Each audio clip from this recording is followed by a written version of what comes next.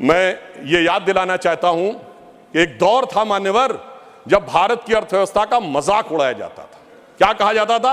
ये 2% से ऊपर कभी ग्रो ही नहीं कर सकते। इसको कहा जाता this is a Hindu growth rate. ये कह के हमारा मजाक उड़ाया जाता था कि ये कभी 2% से ऊपर ग्रो नहीं कर सकते मान्यवर। मगर जब से हम लोग आए हैं, यानी जो लोग कहते हैं कि उन्हें हिंदू ग्रोथ रेट ज्यादा अच्छी लगती थी, अब ये 7.8% की हिंदुत्व की ग्रोथ रेट है, क्योंकि अब वो लोग आए हैं जो हिंदुत्व में विश्वास करते हैं। और मैं ये भी एक याद दिलाना चाहता हूं, इसे कोई संयोग माने या दैवयोग माने, मान्यवर जब भारत स्वतंत्र हुआ, इस बार की दीपावली के लिए मैं एक और बात भी कहना चाहूंगा। एक नया परिवर्तन भारत का जानते कैसे आया? ये सब कुछ जनता के सहयोग, समर्थन और मोदी जी की युक्ति के साथ तो हो ही रहा है। एक नया स्वरूप भी भारत का उभर रहा है। वो क्या है? जब मान्यवर देश आजाद हुआ तो उस समय भारत की अर्थव्यवस्था पे ताला लगा हुआ था। हमारे तुरंत विपक्षी लोग कहते साहब कुछ था नहीं, बहुत कुछ हम कर नहीं सकते थे। और जब ताला खुला उस समय श्री राम लला विराजमान भी ताले में ही थे। जैसे ही राम मंदिर का आंदोलन शुरू हुआ, अर्थव्यवस्था के अंदर भी नया परिवर्तन शुरू हुआ। 90 से 92 का ही दौर है अर्थव्यवस्था में भी बदलाव का, भारत की अर्थव्यवस्था के खुलने का, भारत की राजनीति की व्यवस्था के भी बदलने का। और यही वो दौर है जिस समय विवादित ढांचा भी गिरा और नेहरूवियन मॉडल भी समाप्त हुआ। यानी अगर आप देखें तो वो दौर था जब फॉरेन एक्सचेंज रिजर्व भी 1 बिलियन पे था। परंतु मैं ये याद दिलाना चाहता हूं, कुछ लोग लगेगा ये तुलना है क्या, तो मैं ये भी याद दिलाना चाहता हूं, उसके बाद एक बड़ा दौर आया जब 2003-4 में, आप याद करिए, हम करंट अकाउंट सरप्लस कंट्री बने।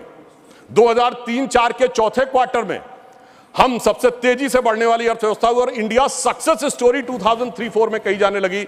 यही वो दौर था जब खुदाई हुई और 70 खंबे निकले थे, जहां से साबित हो गया था कि श्री राम लला विराजमान के पास ही वो मंदिर है।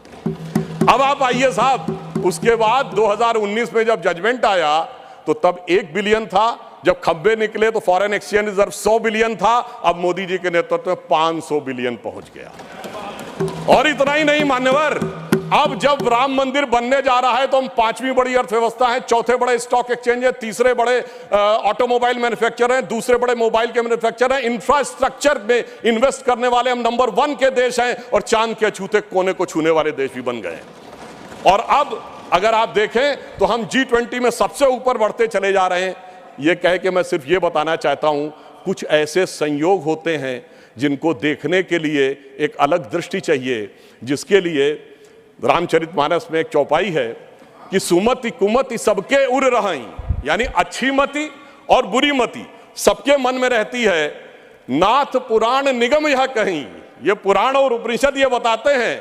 और जहां सुमति तहां संपत्ति नाना, जहां कुमति तहां विपत्ति निधाना। तो इसलिए जो जो हम धनात धर्मात तथा सुखम की दृष्टि के साथ संपत्ति बढ़ते गए, वहां इस देश में संपत्ति आती गई। On the lighter note and on the serious note मैं ये भी कहना चाहूंगा, हम सब चाहते हैं कि भारत वर्ल्ड की नंबर 1 की इकोनॉमी बने और मां लक्ष्मी की कृपा इस देश पे बनी रहे, पर मां लक्ष्मी भी कमल पर ही विराजती हैं। और मैं अंत में ये कहना चाहता हूं कि इस बात को भली भांति समझ लीजिए, आप जितने आरोप प्रत्यारोप मोदी जी के ऊपर लगाते हैं, आप देखिए पूरी दुनिया में एक सुनामी आई हुई है। चाइना, अमेरिका जैसे देश जूझ रहे हैं। ब्रिटेन में यह कहा जाता है कि जब जाड़े का मौसम आ गया है कि they have hardly money either to heat और टू ईट, यानी या तो खा लो या बिजली का बिल पेमेंट कर लो। उस दौर में, मैं अगल बगल वालों की बात नहीं कर रहा हूं कि श्रीलंका और पाकिस्तान में क्या हो गया। जनाब, हमारा कैप्टन कितनी कुशलता के साथ इस सुनामी से भरी लहरों में लेके जा रहा है। मगर क्या कह रहे हैं विपक्ष वाले? अरे अगल बगल के पलटे जहाजों को मत देखो, दूर दराज के डहते जहाजों को मत देखो, ये जहाज के अंदर मुझे कुछ हिचकोले क्यों नजर आ रहे हैं उसके ऊपर देखो। तो मैं उनके लिए कहना चाहूंगा अपनी सरकार की तरफ से, और देखिए ये भी एक संयोग है, जब मैंने राम मंदिर की बात कही, संयोग से इस समय हमारी वित्त मंत्री जी के नाम में भी सीता भी है, रमण भी है और निर्मल भी है, यानी नई दिशा में आगे बढ़ रहे हैं। तो हम मोदी जी की तरफ से आपको एक लाइन कहना चाहेंगे अर्थव्यवस्था पे जो आप लोग कहते हैं कि हमें इल्ज़ाम मत दीजिए, बहुत अफसोस होता है। हमें इल्ज़ाम मत दीजिए, बहुत अफसोस होता है। बड़ी तरकीब से कश्ती यहां तक लेके आए हैं, बदल देते हैं हम दरिया की लहरें अपनी हिम्मत से, आंधियों में भी अक्सर चिराग हमने जलाए हैं। और फिर मैं एक बिंदु और कहकर, एक पंक्ति और कह के बात को समाप्त करता हूं। G20 में जो लोगों ने देखा उससे बहुत साफ दिखाई पड़ रहा है कि अब हमारे साथी समझ पाए न समझ पाए, भारत की जनता उसे समझ रही है और वो उत्तरोत्तर उस दिशा में आगे आ रही है जो नए भारत का स्वप्न मोदी जी के नेतृत्व में साकार होता दिख रहा है। तो मैं ये कहता हूं कि स्वप्न देखा था कभी, वो आज हर धड़कन में है। हम अर्थव्यवस्था के जो स्वरूप में जा रहे हैं, स्वप्न देखा था कभी, वो आज हर धड़कन में है। एक नया भारत बनाने का इरादा मन में है और बढ़ रहे हैं हम प्रगति की ओर, उस रफ्तार से कर रहा है विश्व भी हमको नमन उस पार से। धन्यवाद।